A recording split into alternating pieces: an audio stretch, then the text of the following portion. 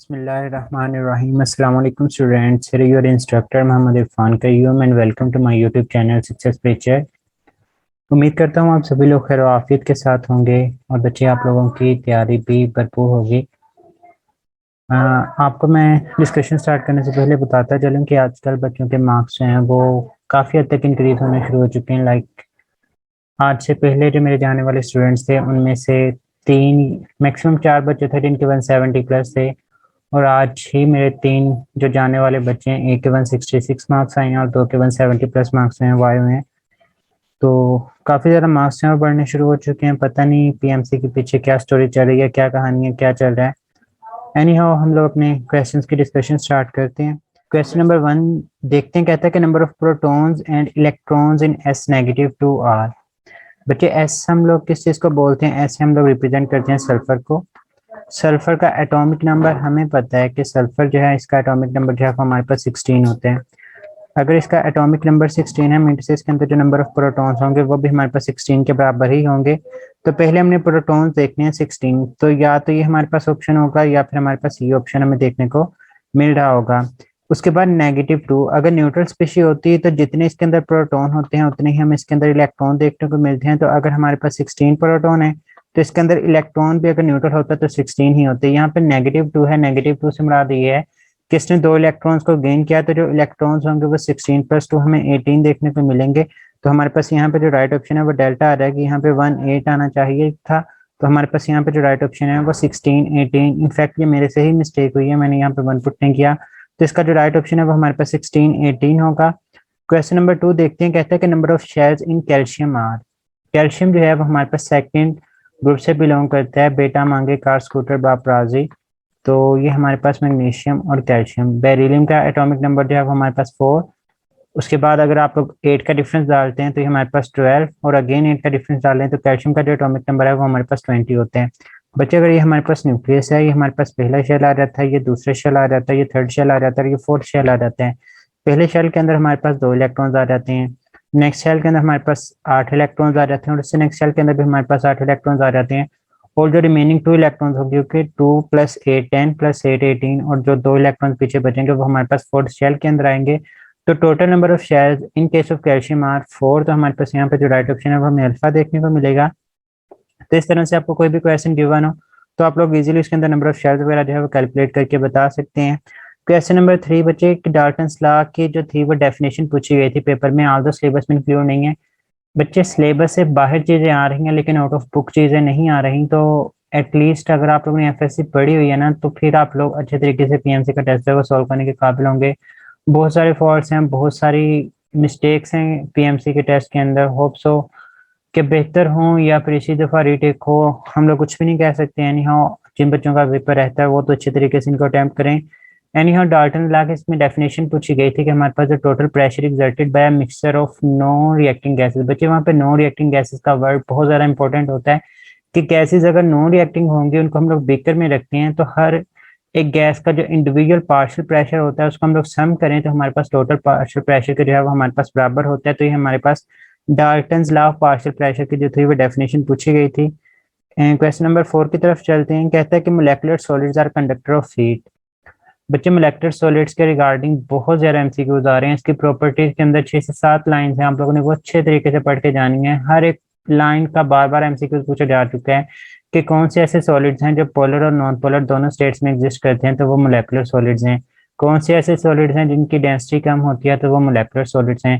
कौन से ऐसे सॉलिड्स हैं जो कि हमारे पास ट्रांसपेरेंट टू लाइट होते हैं तो वो मोलेकुलर सॉलिड्स हैं। कौन से ऐसे सॉलिड्स हैं जो कि हमारे पास bad conductor of heat and electricity होती हैं तो वो हमारे पास मोलेकुलर सॉलिड्स हैं। कौन से ऐसे सॉलिड्स हैं जिनके मेल्टिंग पॉइंट्स कम होते हैं तो वो हमारे पास मोलेकुलर सॉलिड्स हैं। तो ये तमाम की तमाम चीज़ें 12 एमसीक्यूज के अंदर पूछी जा चुकी हैं with respect to molecular solids. तो यहाँ पे भी एक एमसीक्यूज उसमें से आया कि molecular solids are conductor of heat. तो बटे हमारे पास bad conductors of heat and electricity हमें देखने को मिलती हैं। तो यहाँ पे हमारे पास जो राइट ऑप्शन है वो बीटा आ जाएगा। क्वेश्चन नंबर 5 की तरफ चलते हैं। कहता है कि F orbital can have maximum number of electrons. बच्चे एफ ऑर्बिटल, जब भी वर्ड ऑर्बिटल आ जाएगा याद रखिएगा एक ऑर्बिटल के अंदर जो मैक्सिमम नंबर ऑफ इलेक्ट्रॉन्स होते हैं वो 2 होते हैं।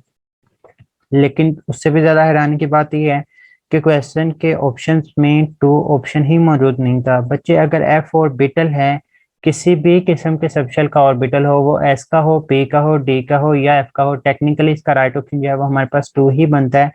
एनी हाउ मे बी उसने एस सबशेल के हिसाब से पूछा हो, लेकिन अगेन वही बात है कि बहुत सारी मिस्टेक्स हमें देखने को मिल रही हैं। तो यहाँ पे हमारे पास एफ अगर सबशेल के हिसाब से देखें तो वो हमारे पास 14 जो है वो हमें राइट ऑप्शन देखने को मिल सकते हैं, क्योंकि हमारे पास जो सबशेल होते हैं एस, पी, डी और एफ। अगेन कह देता हूँ कि इसका राइट ऑप्शन 2 ही है, लेकिन ऑप्शन में से अगर सिलेक्ट करना हो तो एस के अंदर 2 इलेक्ट्रॉन्स आते हैं, पी के अंदर हमारे पास 6 इलेक्ट्रॉन्स लाइक करते हैं, डी के अंदर 10 और एफ के अंदर जो है वो 14 इलेक्ट्रॉन जो है वो हमारे पास लाइक कर रहे होते हैं। तो हमारे पास यहाँ पे जो राइट ऑप्शन है वो 14 बनेगा नहीं, लेकिन अगर इनमें से सिलेक्ट करना हो तो हम लोग 14 को यहाँ से पिक कर रहे होंगे बेस्ट ऑप्शन के तौर पे। तो यहाँ पे हमारे पास किसी भी किस्म की ऑप्शन ही मौजूद नहीं थी, नो ऑप्शन लाइक 2। तो ये बच्चे बहुत ही ज़्यादा हैरानी की बात है कि क्या सिस्टम जो है वो हमारे पास यहाँ पे चल रहा है। क्वेश्चन नंबर 6 को देखें, कहता है कि M shell has how many sub shells. बच्चे हमारी बुक के अंदर 4 शेल्स गिवन है, सबसे पहले के है, उसके बाद एल, एम और सबसे लास्ट पे एन आ जाते हैं। पहले शेल के अंदर एक ही सब शेल होगा, वो एस होगा। दूसरे शेल के अंदर 2 सब शेल होंगे, एस और पी। थर्ड शेल के अंदर 3 सब शेल होंगे, एस, पी और डी। और जो हमारे पास फोर्थ शेल है एन, इसके अंदर हमारे पास 4 सब शेल मौजूद होंगे, एस, पी, डी और एफ। यहाँ पे उसने क्वेश्चन में किस हिसाब से पूछा, उस नेम के हिसाब से पूछा। तो हमने देखा कि इसके अंदर हमारे पास एस, पी, डी। यहाँ से क्वेश्चन इस टाइप के भी पूछे जा सकते हैं कि कितने सब शेल जो हैं वो हमारे पास एम के अंदर आते हैं, तो उनका नंबर पूछा जा सकता है, वो 3। कौन सा सब शेल, कौन सा जो हमारे पास सब शेल है वो एम शेल के अंदर नहीं आता, तो वो हमारे पास एफ आ जाता है। कौन सा ऐसा सब शेल है जो कि एम से स्टार्ट होता है, तो वो हमारे पास डी सब शेल होता है। तो ये वाली चीजें जो है वो आप लोगों से एमसीक्यू के तौर पे पूछी जा सकती हैं। और यहाँ पे हमारे पास जो राइट ऑप्शन है वो 4 ही बनेगा। क्वेश्चन नंबर 7 देखें, कहता है कि what is the effect of common ion on solubility. बच्चे सोलबिलिटी हम लोग किस चीज़ को बोलते हैं कि किसी भी सब्सटेंस को अगर हम लोग पानी के अंदर डिजोल्व करें और वो अपने आयंस के अंदर टूटना शुरू हो जाए, पानी के अंदर या कोई भी ऐसा आप लोगों के पास सॉल्वेंट जिसके अंदर सब्सटेंस को ऐड करने से वो अपने आयंस के अंदर डिजोल्व हो जाए, तो इसको हम लोग बोलते हैं कि हमारे पास सोलबिलिटी। लाइक हम लोग NaCl की एग्जांपल लेते हैं कि NaCl को हम लोग पानी में डालते हैं तो ये अपने आयंस के अंदर कन्वर्ट होगा, Na पॉजिटिव और साथ में Cl नेगेटिव जो है वो हमारे पास बना रहा होता है। अब जितने ज़्यादा आयंस बनेंगे हम लोग बोलेंगे कि उसकी सोलबिलिटी उतनी ही ज़्यादा है। तो हम लोग कह सकते हैं कि सोलबिलिटी का आयंस के साथ कौन सा रिलेशन होगा, हमें इन दोनों के दरमियान आपस में डायरेक्ट रिलेशन जो है वो हमें देखने को मिलता है। हम लोग क्या कर रहे हैं, हम लोग इसके अंदर एक कॉमन आयन ऐड कर देते हैं, लाइक HCl को ऐड किया। तो जब HCl को ऐड करेंगे तो हमारे पास H पॉजिटिव बना और साथ में Cl नेगेटिव जो है वो हमारे पास बन रहा होता है। तो अब यहाँ पे हमारे पास Cl नेगेटिव क्या है, ये हमारे पास कॉमन आयन है। जब कॉमन आयन बनेगा तो हमारे पास प्रोडक्ट की कंसंट्रेशन जो है वो ज्यादा हो जाएगी। जब प्रोडक्ट की कंसंट्रेशन ज्यादा हो जाती है तो according to Le Chatelier principle हमारे पास रिएक्शन जो है वो रिवर्स डायरेक्शन के अंदर जाएगा और हमारे पास दोबारा से NaCl की फॉर्मेशन होना स्टार्ट हो जाती है।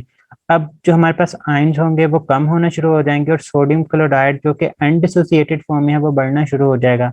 तो हम लोग यहाँ पे बोलेंगे क्योंकि हमारे पास आयंस की कंसंट्रेशन कम हो रही है, तो जैसे जैसे आयंस की कंसंट्रेशन कम होती जाएगी हमारे पास सोलबिलिटी भी डिक्रीज होती जाएगी। तो हमारे पास यहाँ पे जो राइट ऑप्शन है वो बीटा आ जाएगा कि हमारे पास कॉमन आयन के आने से जो सोलबिलिटी होती है वो हमारे पास डिक्रीज हो जाती है।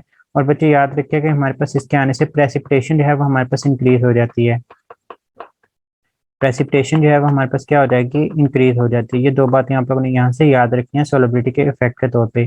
क्वेश्चन नंबर 8 देखते हैं, कहता है कि कंसंट्रेशन जो है वो हमारे पास 3 × 10⁻⁻10 और टाइम जो है वो 12 सेकंड। तो rate of reaction is equal to, बच्चे रेट ऑफ रिएक्शन जो है वो हमारे पास change in concentration per unit time के इक्वल होगा। तो हम लोग डेल C/T पुट करते हैं, तो डेल C की वैल्यू हमारे पास 3 × 10⁻⁻4 और जो हमारे पास टाइम है वो कितना है, वो 12 सेकंड है। तो 3/12 ये हमारे पास 1/4 आ जाता है। 1/4 को अगर सॉल्व करें तो 0.25 × 10⁻⁴ और अगर इसे फर्दर सॉल्व करें तो ये 25 × 10⁻⁻6 है वो हमें देखने को मिल सकता है। बच्चे ने ये भी बताया कि सर यहाँ पे Kc पूछा गया था, तो Kc तो हमारे पास इक्वल ही होता है प्रोडक्ट ओवर रिएक्टेंट के। तो आई थिंक सो यहाँ पे अगर यही डाटा गिवन होगा तो इससे आप लोग जो चीज़ फाइंड आउट कर सकते हैं वो रेट ऑफ रिएक्शन ही होगा। तो इसके मुताबिक जो है वो हमारे पास जो राइट ऑप्शन बन सकता है वो 25 × 10⁻⁻6 या फिर आप लोग ये कह लें कि 0.25 × 10⁻⁴ जो है वो हमें देखने को मिल रहा होता है। क्वेश्चन नंबर 9 की तरफ चलते हैं, कहता है कि what is the volume of 1.4 gram of N2 at STP।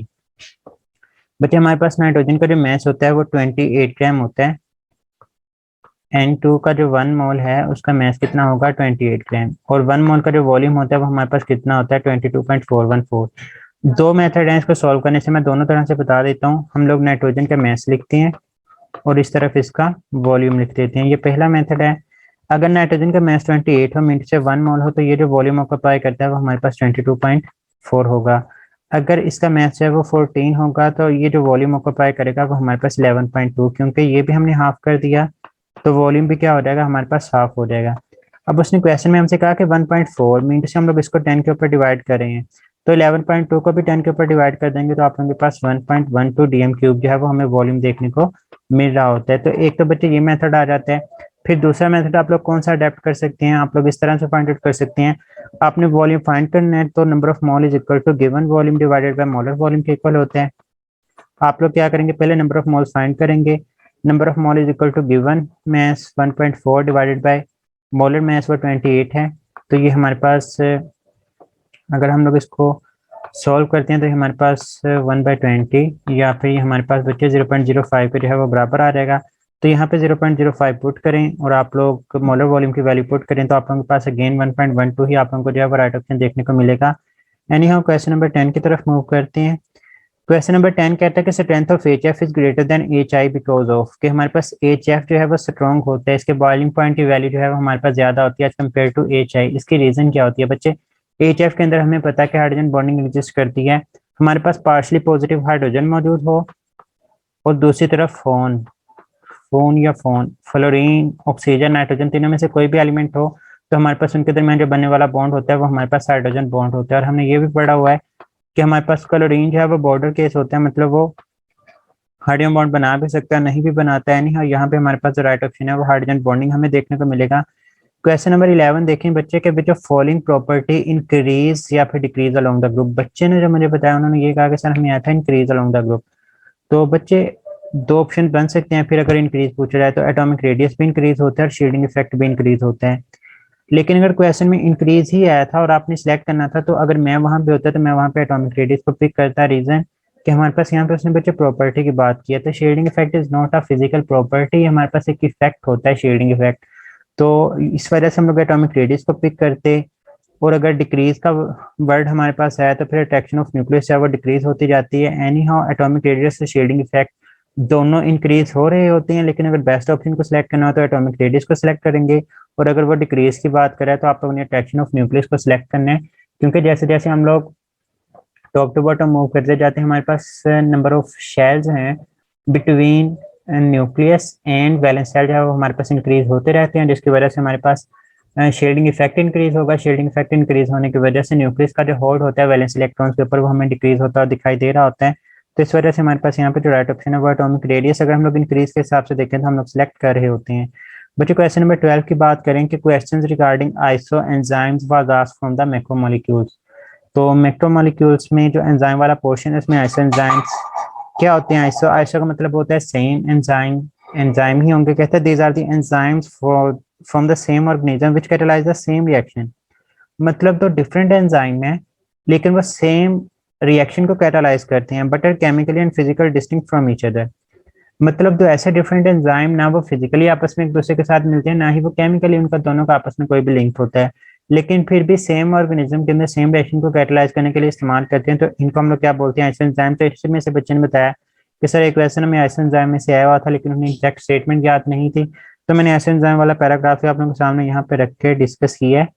Question number 13 की तरफ चलते हैं। Question the length of the polymer chain is specialised by the number of repeating units in the chain known as. तो बच्चे again ये question जो है वो रिपीटेड है, ऑलरेडी क्वेश्चन आ चुका है। मैं बार बार बता रहा हूँ मैक्रोमोलेक्यूल्स का जो शुरू का पोर्शन है वो सिलेबस में इंक्लूड नहीं है, लेकिन फिर भी पीएमसी उसमें से क्वेश्चन जो है वो आप लोगों से बारहा पूछ रही है। बच्चे ये डिग्री ऑफ पॉलीमराइजेशन जिसको डीपी भी बोलते हैं, ये डीपी आप लोगों की फेसबुक वाली डीपी नहीं है, ये डीपी से मुराद होता है डिग्री ऑफ पॉलीमराइजेशन। और इसी को इस्तेमाल करते हुए आप लोग जो है वो एटॉम जो हमारे पास मोलेकुलर मैसेज होते हैं किसी भी पॉलीमर्स के वो आप लोग फाइंड आउट कर रहे होते हैं। तो यहाँ पे हमारे पास जो राइट ऑप्शन है वो डिग्री ऑफ पॉलीमराइजेशन जो है वो हमें देखने को मिलेगा। क्वेश्चन नंबर 14 की तरफ चलते हैं। कहता है कि types of enzymes on the basis of reaction types. तो मैक्रोमोलेक्यूल्स में से अगेन जो सेकंड क्वेश्चन है वो भी हमारे पास एंजाइम वाले पोर्शन से ही आया। तो बच्चे इसका जो राइट ऑप्शन है, कहता है the commission on enzyme appointed by the international union of biochemistry classified enzymes into 6 main types. अगर आप लोग पीटीबी की बुक चैप्टर नंबर 14 देखते हैं तो इसके अंदर इन्होंने इसकी टाइप्स हैं वो लिखी हुई हैं। तो यहाँ पे हमारे पास इसकी जो टाइप्स बनती हैं on the basis of reaction, हमें यहाँ पे जो राइट ऑप्शन है वो 6 देखने को मिलेगा। क्वेश्चन नंबर 15 को देखते हैं कि which of following is D block element. इनमें से डी ब्लॉक एलिमेंट कौन सा है? तो तीन ऐसे थे जो कि एस और पी से बिलोंग करने वाले थे। बच्चे को एग्जैक्ट ऑप्शन याद नहीं थे, इस वजह से वो नहीं बता सके। उन्होंने सिर्फ ये बताया कि सर इसका जो राइट ऑप्शन था वो हमारे पास निकल था, कि निकल जो है वो हमारे पास डी ब्लॉक एलिमेंट्स की कैटेगरी के अंदर आ रहा होता है। तो यहाँ पे हमारे पास जो राइट ऑप्शन है वो निकल ही बन रहा था। इसके अलावा तीन जो थे वो एस पी ग्रुप से जो थे वो बिलोंग कर रहे थे। एनी हाउ क्वेश्चन नंबर 16 के F block elements are also known as. तो बच्चे दो होते हैं, एक डी ब्लॉक होंगे और दो एक हमारे पास होते हैं एफ ब्लॉक। आप लोगों को वर्ड डाउट शक जिसको बोलते हैं, तो इससे आप लोग याद रख सकते हैं डी ओ यू, यहाँ से बी को हमने निकाल दिया। तो डाउट मीन टू से जो डी होते हैं वो आउटर ट्रांजिशन एलिमेंट्स कहलाते हैं। तो यहाँ पे हमारे पास जो राइट ऑप्शन है वो इनर ट्रांजिशन एलिमेंट्स आएगा, क्योंकि जो एफ होते हैं एफ को आप लोग इफ से याद रख सकते हैं। I stand for inner, F stand for F block. तो जो हमारे पास एफ ब्लॉक होते हैं वो इनर ट्रांजिशन एलिमेंट्स की कैटेगरी के अंदर आ जाते हैं। अगर आप लोगों से डी ब्लॉक का पूछा जाता तो वो हमारे पास आउटर ट्रांजिशन एलिमेंट्स की कैटेगरी में आ रहे होने थे। एनी हाउ क्वेश्चन नंबर 17 के series obtained after the element lanthanum is. तो बच्चे वो हमारे पास लेंथेनाइड्स कहलाते हैं, और एक्टिनम के बाद स्टार्ट होने वाली सीरीज को हम लोग एक्टिनाइड का नाम दे रहे होते हैं। क्वेश्चन नंबर 18 के ऊपर अगर बात करें तो क्वेश्चन आया था कि alkyl halide is used to prepare. ये 19 की इवनिंग के अंदर भी क्वेश्चन आया, और अगेन 21 को जो है वो मॉर्निंग बैच के अंदर हमें ये क्वेश्चन देखने को मिल रहा है। तो बच्चे अगर अल्केन प्रिपेयर करना हो तो बिल्कुल हम लोग अल्केन प्रिपेयर करते हैं कि अगर अल्काइल हैलाइड की रिडक्शन करवा देते हैं तो हमारे पास अल्केन जो है वो प्रोड्यूस हो रहे होते हैं। इसी तरह से अल्काइल हैलाइड से हम लोग अल्कोहल भी प्रिपेयर कर सकते हैं। लाइक हमारे पास अल्काइल हैलाइड है, ये हमारे पास कौन सा मैकेनिज्म है? ये हमारे पास SN1 मैकेनिज्म है, जिसके अंदर हम लोग अल्काइल हैलाइड से एक लास्ट पे अल्कोहल जो है वो प्रिपेयर कर रहे हैं। इसी तरह से अल्काइल हैलाइड को इस्तेमाल करके हम लोग अल्कीन भी तैयार कर रहे होते हैं। अगर हम लोग अल्कोहलिक रिएक्शन में उसकी डीहाइड्रोहैलोजिनेशन करवा रहे होते हैं तो हमारे पास जो बनने वाली प्रोडक्ट है वो अल्कीन होगी। तो यहाँ पे हमारे पास जो राइट ऑप्शन है वो हमें ऑल ऑफ दीज देखने को मिलेगा। क्वेश्चन नंबर 19 देखें, विच theory best explains the planar structure of benzene. बच्चे प्लेनर का मतलब होता है कि हमारे पास कोई भी ऐसा सब्सटेंस जो कि sp2 हाइब्रिडाइज्ड हो, और ये बताना कि हमारे पास कोई भी मॉलिक्यूल sp हाइब्रिडाइजेशन रखता है, sp2 हाइब्रिडाइजेशन रखेगा या फिर sp3 हाइब्रिडाइजेशन रखेगा। ये हमारे पास वैलेंस बॉन्ड थ्योरी के मुताबिक इस चीज़ को जो था वो एक्सप्लेन किया गया था। तो इसके मुताबिक हमारे पास जो राइट ऑप्शन है वो हमें 40 देखने को मिलेगा, VBT। क्वेश्चन नंबर 20 देखें कि picric acid is. Picric acid हमारे पास वाहद वो ऑर्गेनिक एसिड है जिसके अंदर कार्बोक्सिलिक ग्रुप हमारे पास मौजूद नहीं होता। तो ना ही ये मोनोकार्बोक्सिलिक एसिड है, ना ही ये डाइकार्बोक्सिलिक एसिड है, ना ही एरोमेटिक कार्बोक्सिलिक एसिड है। तो बच्चे यहाँ पे हम लोग इसका स्ट्रक्चर देख लेते हैं। ये हमारे पास इसका स्ट्रक्चर मौजूद है। बेसिकली ये फिनॉल होता है, और फिनॉल जो है वो हमारे पास और दो पैरा डायरेक्टिंग ग्रुप होते हैं, NO2 NO2 NO2। हम दोनों के दोनों ऑर्थो पोजीशन और मेटा पोजीशन को ऑक्यूपाई कर लें तो हमारे पास पिक्रिक एसिड है। और बच्चे ये एसिडिक फिनॉल होता है, याद रखिएगा इसकी जो के की वैल्यू होती है वो काफ़ी ज़्यादा होती है। जब के की वैल्यू ज़्यादा होगी तो हम लोग बोलते हैं कि इसकी एसिडिक स्ट्रेंथ भी ज़्यादा होगी। तो इसी बुनियाद के ऊपर हम लोग इसको एसिडिक फिनॉल का नाम दे रहे होते हैं। उसके बाद बच्चे हमारे पास क्वेश्चन नंबर 21 है कि which of following test is given by aldehyde but not by ketones. हम लोग सोच रहे होंगे कि सर ने क्वेश्चन की स्टेटमेंट गलत लिख दी है, लेकिन बच्चे क्वेश्चन की स्टेटमेंट बिल्कुल ठीक है और ऑप्शन पे यही गिवन थी। तो आप लोग इमेजिन करें कि हम लोग इनमें से कौन से ऑप्शन को सिलेक्ट कर रहे होंगे। फेलिंग टेस्ट पे एल्डिहाइड देते हैं, कीटोन्स नहीं देते। बेनेडिक्ट्स का भी सेम सिनेरियो है, same for the Tollens test, कि ये तीनों के तीनों टेस्ट बच्चे एल्डिहाइड्स देते हैं लेकिन कीटोन्स नहीं देते हैं। अब आप लोग बताएंगे वहां पे बच्चा बैठ के किस ऑप्शन को सिलेक्ट करा होगा। मेरी समझ से बाहर है। अब हम लोग क्या करें, ये मेरी समझ से भी बाहर है। अल्लाह ताला से दुआ है कि आप लोगों को जो भी टेस्ट सामने है वो कोई अच्छा ही हो, जिसके अंदर MCQs आप लोगों की बुक्स ही हो, आप लोगों को आते हैं। और अल्लाह ताला की ज़ात से ये सबसे बढ़ के दुआ है कि एट द एंड आप लोगों को जो रिजल्ट है वो आप लोगों के एक्सपेक्टेशंस के मुताबिक ही देखने को मिले। तो ये बच्चे हमारे पास 21 सितंबर मॉर्निंग बैच के क्वेश्चन थे चंद एक। इसके अलावा और भी क्वेश्चंस हैं इवनिंग पोर्शन के साथ, मैं इंशाल्लाह उनको डिस्कस करूंगा। अभी के लिए इतना ही, मिलते हैं नेक्स्ट वीडियो के अंदर। अगर ये डिस्कशन पसंद है तो बच्चे अपने दोस्तों के साथ लाजमी तौर पर शेयर कीजिएगा। मुझे भी दुआ में याद रखिएगा। फी अमानिल्लाह, अल्लाह हाफिज़।